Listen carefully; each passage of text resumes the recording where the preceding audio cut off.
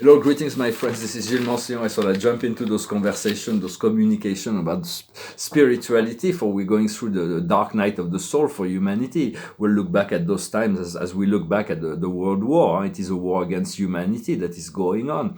So, but we do want to look at the things where we want to go. As we look at something, it is the direction we want to go, we go into. And so just continue to look, focus on those things that, to move around all the darkness so that we can see the light.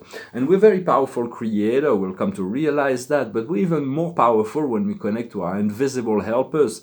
Our soul live in the higher planes, and is connected to angelic forces and masters, and as we connect to them, we learn to walk with them, to receive their guidance. We feel a lot more powerful, and we are able to utilize those resources, and for we are the only one who can change our life. Nobody can do that for us, and it is every day we need to make the adjustment for the limitation of this world. We're getting bored and impatient with all those limitations, but we're really in this, because not everybody has the ability to communicate with all the spirit realm telepathically, but the sign and synchronicity are getting more and more and more intense.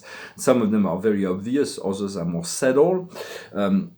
Yes, we need to read the sign and continue to follow,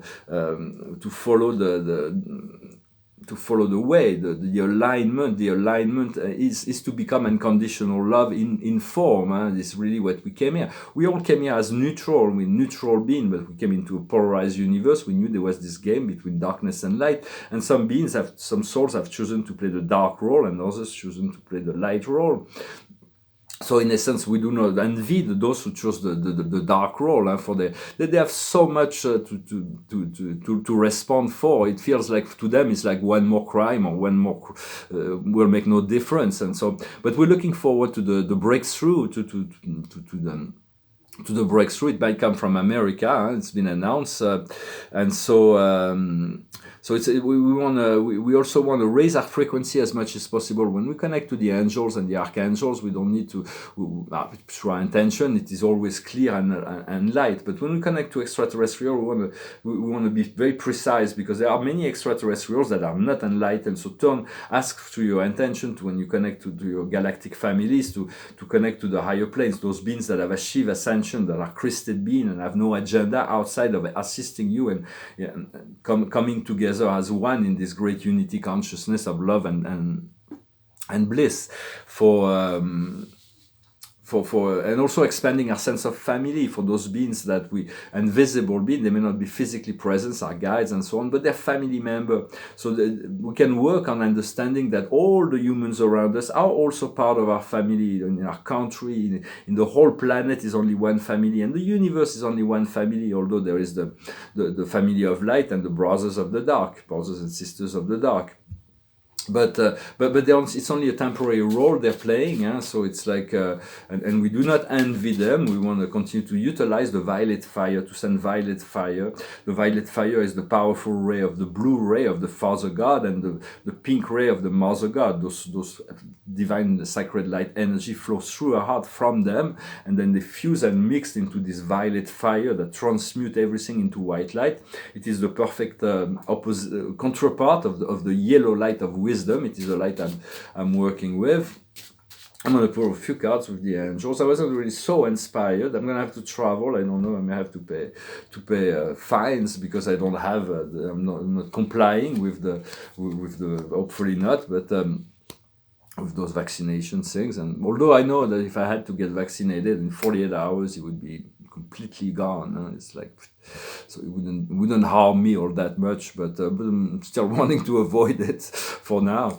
The past is potentiality. We're starting to see all kinds of potential that is revealed within our mind. This, when you receive a vision from your spirit and you feel like it's too good to be true, it's not too good to be true. The universe wants to bring you that beautiful vision, that beautiful life, and you deserve to receive it. Just do not doubt the higher inspiration, the higher light. Where we are now is making requests for the for our life to be abundant and free, but also for the world to be abundant and free. As when we have the highest good at heart, and we seek to assist the world in its evolution, we are involving all kinds of invisible helper as our consciousness move into a more global consciousness of assistance to the whole world. Then we're engaging millions of angels and invisible forces to assist us, and what's coming in is the acceptation. For if we cannot accept those things we cannot change, we can never find happiness. Most unhappiness also come from overthinking things. We want to let go of it, move into the acceptation that certain things are outside of our power, and do not focus on that. What we were working on now is a renewal, a brand new life. And what we're going to find is recomfort. We're going to be able to find this recomfort. It's going to be quite nice to return to a life that is fulfilled. For the living in this physical body, in this time and space, is really difficult. It's challenging. It's boring. It's like we've been put through the test, so it is important to continue to connect to the invisible world, to move into to project ourselves in the astral planes, to know that we can visit any place. It's just a matter of freeing our consciousness. Sometimes I felt like yesterday or 2 days ago, I felt like, well, maybe I'm going to have to be born again in this physical reality to complete my past, my cycle, all the things I need to achieve. But Spirit says it won't be necessary, so that is good news.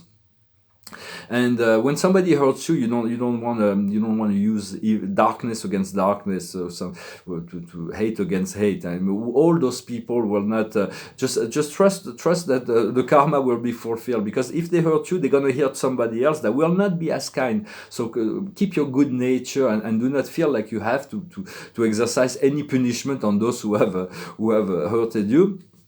Just basic, and also waiting for the right moment to do things and to have patience enough. And for the mind, we'll always speculate, and the mind speculate upon things. Sometimes we have to let go of speculation to receive the information and to move into feelings of appreciation. The most, because every subject is two subjects, is having it or not having it. So it's like, so how do we feel about what we've been asking? So just be in the position to be in the receptive mode of what you've been asking, and move into the flow of appreciation, to be able to get excited about those things you are passionate about.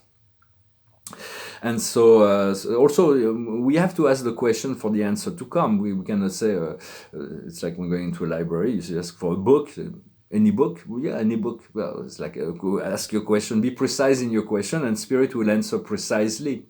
For understanding also, the past is all over. There is nothing from the past that can hurt you. It is past. So just deal with this. We're going to forgive and detain the cord, so that we can make peace with our past. It is important to make peace with our past. It is gone. If there are challenges, they are not in the past. They are in the future.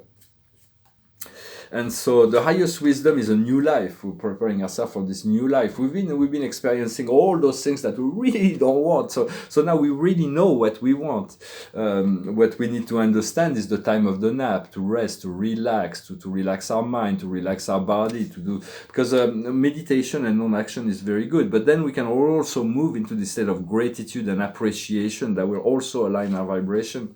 What we need to do is co-creation. We are co-creating with every being we meeting through our thoughts and emotions. So create a positive. The best way to react to fools and kind people is silence. That's the best answer. Do not play the game of engage in negative co-creation. And the outcome is milk and honey, to test the good things out of life. It doesn't matter what anybody thinks. You know what's good for you. You know what you like. You know what you want. And so just do not be... all the people that criticize you are on the lower cycle. For the Buddha says, he who judge do not understand, who understand will not judge. So it's very important to understand that. And so, and accepting those things that you cannot change can bring you joy, actually. If you can accept those things, no matter what it is, it brings you freedom from that, and rather than fighting against. So, also understanding that our mistakes are our foundation. This is what we learn from the mistakes we made. So do not regret your mistakes, but understand that they have taught you the right lessons. We learn so much more from our failure than our success. Yet we want both happiness and success. Yet the success is relative to others, when happiness is wholly depending on us. For we have the power to change our life, to learn from all, but we have to follow our heart. For no one can do the change we need to make. And if somebody doesn't respond to you, well, not everybody will respond to the higher light or higher truth. So it's about accepting that. And those people that are trying to avoid you, let them be, and do not pursue somebody who's trying to avoid you. And so this is essentially what I wanted to talk about today.